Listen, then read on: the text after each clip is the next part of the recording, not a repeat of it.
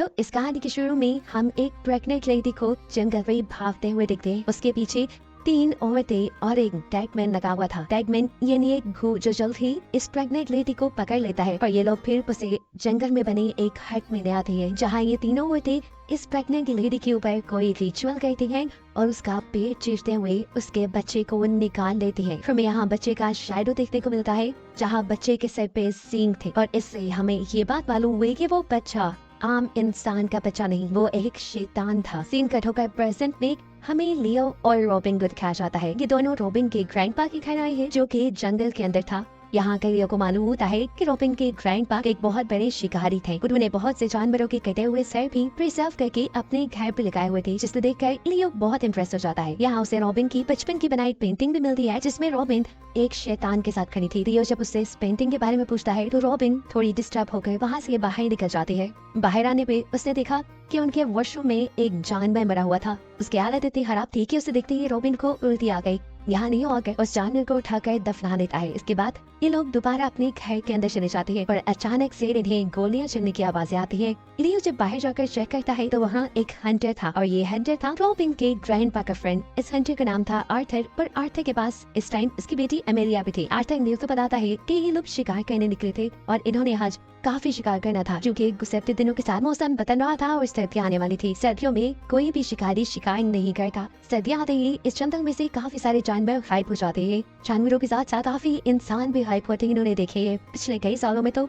काफी सारे इंसान भी सर्दियों में गायब हो जाया करते हैं। गायब हुए इंसानों में से एक इंसान मिला भी था, लेकिन वो बहुत ज्यादा जख्मी था, खून में लथपथ, और उसकी थोड़ी ही देर बाद मौत हो गई। मरने से पहले उसने बताया था कि उसका यहाँ एक सींगों वाले आदमी ने किया है, जिसे यहाँ के लोग कर्नानोस कहते हैं। कर्नानोस को खतरनाक जगहों का गॉड माना जाता है, क्योंकि सर्दियाँ आते ही वो अपना शिकार शुरू कर देता है। ये सब बताने के बाद आर्थर अपनी बेटी के साथ भी यहाँ से चलना चाहता है, पर घर वापस आकर रॉबिन लियो को अपनी बचपन की कहानियाँ सुनाना शुरू करती है। जब उसके ग्रैंडपा उसे शिकार पर लेकर जाया करते थे, एक वक्त बाद दो ग्रैंडपा ने उसके सामने एक हिरन का शिकार किया और फिर उस हिरन की आँख को रॉबिन को खाने को बोला। रॉबिन बहुत ज्यादा डर गई और उस दिन के बाद से आज तक उसने अपने ग्रैंडपा को नहीं देखा। सीन कट होकर दिखाया जाता है कि जिन 3 औरतों को हमने मूवी के स्टार्ट में देखा था, वो तीनों ही दोबारा अपने डेड गार्ड यानी भूत के साथ रॉबिन के घर की तरफ बढ़ रही है। इनकी कदमों की आहट सुनकर लियो जाग जाता है और बाहर एक टॉर्च लेकर चेक कर निकल जाता है। रॉबिन भी उसके पीछे पीछे बाहर आ गई और इन्होंने यहाँ पे सबसे पहले उस लंबे से डेड गार्ड को देखा, जिसे देखते ही ये दोनों डर गए। लेकिन लियो ने यहाँ हिम्मत उठाई और अपनी शॉटगन उठाते हुए उसके ऊपर हमला कर दिया। इस हमले का तो डेड गार्ड पे खास असर नहीं होता, लेकिन डेड गार्ड एक ही हमले से लियो को यहाँ बेहोश कर देता है, जिसके बाद जबरदस्ती ये तीनों औरतें रॉबिन को कोई अजीब सा लिक्विड पिलाती है, जिससे वो भी बेहोश हो जाती है। और जब उसको होश आया तो उसने अपने आप को एक पेड़ के साथ बंधा पाया। उसके सामने उसके हस्बैंड को भी बांधा गया था। यहाँ पर उसके ग्रैंडपा के दोस्त आर्थर और उसकी बेटी एमेलिया के साथ साथ 2 और लड़कियां भी थी, जो सबके साथ दरख्त के साथ बंधी हुई थी, पर इन्हें जरूर उन तीनों औरतों नहीं बांधा था। कुछ ही देर बाद हम देखते हैं कि वो तीनों औरतें दोबारा इनके पास आती हैं और इस मर्तबा उनके डेड गार्ड के हाथ में एक आदमी था। इनके करीब आते ही उनमें से एक औरत ने फ्रेंच लैंग्वेज में कुछ जादू करना शुरू कर दिया और फिर डेड गार्ड ने उनके सामने ही अपने हाथ में पकड़े हुए आदमी को नीचे गिराकर मार डाला, ऐसे जैसे वो किसी चीज की बलि दे रहे हो। आर्थर को फ्रेंच लैंग्वेज आती थी, वो इन सब को इंग्लिश में ट्रांसलेट करके बताता है कि ये तीनों औरतें इन सब लोगों को सैक्रिफाइस करने वाली हैं, वो भी कर्नानोस के लिए। इन लोगों के पूछने पर कि तीनों औरतें कौन है, उनमें से बड़ी औरत बताती है कि हम तीनों बहनें हैं, हम लोग इस फॉरेस्ट की और यहाँ के जानवरों की हिफाजत करते हैं और हम कर्नानोस की पूजा करते हैं। कर्नानोस हमारा गॉड है, उसने ही इंसानों को शिकार करना सिखाया था। कर्नानोस के पहले शिकार से ही यहाँ पे दुनिया में पेड़ लगने लगे थे। ये औरतें बताती है कि कर्नानोस अब दोबारा आएगा और यहाँ इन सब लोगों का शिकार करेगा। ये कहते ही वो सब लोगों को यहाँ से आजाद कर देती है और सब लोगों को जंगल में अलग-अलग डायरेक्शन में भागने कहती है, क्योंकि कर्नानोस अपने भागते हुए शिकार को शिकार किया करता था। इन लोगों के पास भागने के अलावा कोई और रास्ता भी नहीं था। ये लोग इस जंगल से भी नहीं निकल सकते थे, क्योंकि ये जंगल बहुत बड़ा था।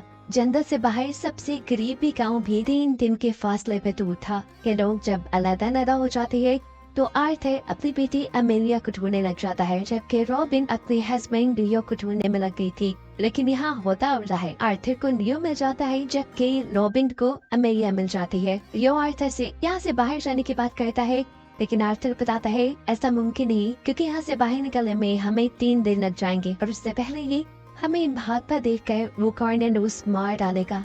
पर यह सब तब तक नहीं रुकेगा जब तक कॉर्नेलियस अपने आखिरी शिकार को नहीं मार देता। सीन कट होकर हमें 2 लड़कियों को दिखाया जाता है जिनको उन्हीं की तरह कॉर्नेलियस का शिकार बनाने के लिए यहाँ लाया गया था। वो दोनों यहाँ से भागने की कोशिशों में थी, लेकिन गलती से उनमें से एक लड़की का पाँव एक ट्रैप के ऊपर लग जाता है। ये एक ट्रैप था जो कॉर्नेलियस का लगाया हुआ था, और उस लड़की के ट्रैप में पाँव रखते ही कॉर्नेलियस को उसका पता चल जाता है। और कॉर्नेलियस दूसरी लड़की के सामने ही उसे मारकर उसे उठाकर यहाँ से ले जाता है, और दूसरी लड़की डर के यहाँ से भाग जाती है।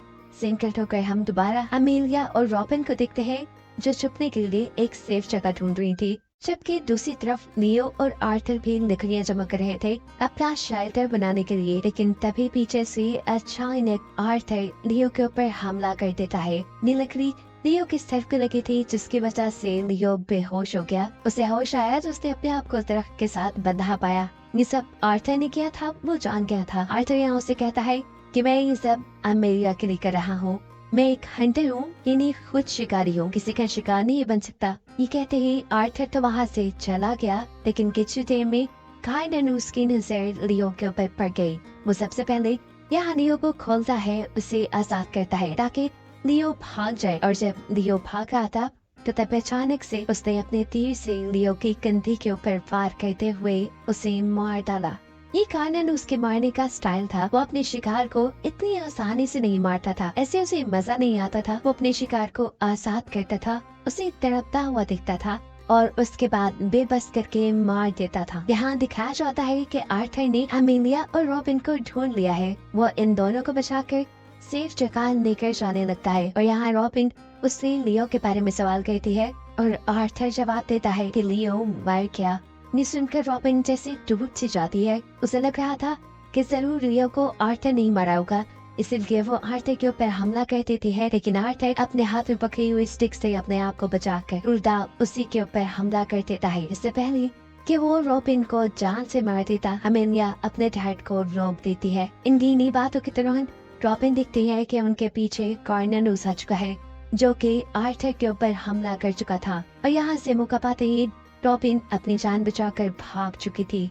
सीन कट होकर हम उन तीनों बहनों को देखते हैं जो कि जंगल में बने हुए हट के अंदर कोई रिचुअल कर रही थी, और ऐसे हमें पता चला कि वो तीनों भी कोई इंसान नहीं बल्कि विचेस यानी जादूगरनियां है। अब यहाँ क्योंकि आर्थर को कॉर्नेलियस ने मार दिया था, इसीलिए उसकी बेटी अमेलिया भी जान बचाकर वहाँ से भाग गई थी, और अब वो जंगल में भागते हुए रॉबिन को ढूंढ रही थी। लेकिन तभी उसके सामने आ जाती है वो दूसरी लड़की, जिसको भी उन्हीं के साथ कॉर्नेलियस का शिकार बनाने के लिए बांध के रखा गया था। उस लड़की का पाँव गलती से एक ट्रैप के ऊपर लग जाता है और कॉर्नेलियस उसे भी पकड़ने के लिए यहाँ जाता है। उसे मरता हुआ अमेलिया अपनी नजरों के सामने दिखती है, और अमेलिया बचकर यहाँ से भाग जाती है। भागते हुए किस्मत से उसे रॉबिन में मिल गई। ये दोनों मिलकर यहाँ से भागने का रास्ता ढूंढने लग जाती है, लेकिन गलती से अमेलिया का पाँव एक ट्रैप के ऊपर लग जाता है, जिससे कॉर्नेलियस को उनके बारे में पता चल जाता है। कॉर्नेलियस से बचने के लिए ये लोग अक्लमंदी दिखाती है, यहाँ से भाग भी नहीं बल्कि इसी खास के अंदर छुप जाती है। इन्हें जब लगा कि कॉर्नेलियस इन्हें छोड़कर वहाँ से चला गया तो बड़े ही ध्यान से उठते हुए ये लोग जब यहाँ से दूर जाने लगे तो एकदम से कॉर्नेलियस ने अमेलिया की कंधे के ऊपर हमला कर दिया। रॉबिन अमेलिया की जान बचाने की कोशिश करती है, लेकिन इतने में कॉर्नेलियस उसके पास आकर उसका गला दबाते हुए उसे बेहोश कर देता है, जिसके बाद वो इन दोनों को उठाकर जंगल के दरमियान बनी उसी हट में ले जाता है जहाँ पर वो विचेस कोई रिचुअल कर रही थी, कोई जादू कर रही थी। इधर आकर वो इन सबसे कहता है कि अमेलिया को मरना होगा, जबकि रॉबिन जिंदा रहेगी और हमेशा के लिए मेरे गुलाम बन के रहेगी। और इस चीज का वादा रॉबिन के ग्रैंडपा से करके गए थे। असल में रॉबिन के ग्रैंडपा भी कॉर्नेलियस को अपना गॉड मानते थे, वो उसकी पूजा करते थे और उससे इतने ऑब्सेस्ड थे कि उन्होंने वादा कर लिया कि उनके खानदान में पैदा होने वाली पहली लड़की को वो कर्नानूस के हवाले कर देंगे, उसे कर्नानूस का सर्वेंट बना देंगे। लेकिन रॉबिन की जान बचाने के लिए उसके डैड उसे यहाँ से ले गए, लेकिन आज फाइनली वो दोबारा कर्नानूस के हाथ लगी गई। पर अब क्योंकि रॉबिन यहाँ वापस आ चुकी थी तो उसे अब कर्नानूस की 3 प्रोटेक्टिव विचेस में से एक बनना था। ये कहते ही कर्नानूस यहाँ अपनी एक पुरानी खड़ी हुई बिच को जान से मार देता है और ये देखकर यहाँ पर जो इन तीनों लेडीज का डेड गार्ड था वो कर्नानूस के ऊपर हमला कर देता है। उसके हमला करने के बाद इन दोनों के दरमियान में लड़ाई शुरू हो जाती है। अमेलिया यहाँ से भागने की कोशिश करती है, लेकिन यहाँ खड़ी हुई एक विच उसे पकड़ लेती है और दूसरी विच रॉबिन के पेट में स्टैब कर देती है। इससे पहले कि ये विच पूरी तरह रॉबिन को मार देती, अमेलिया इस विच के कपड़ों में आग लगा देती है।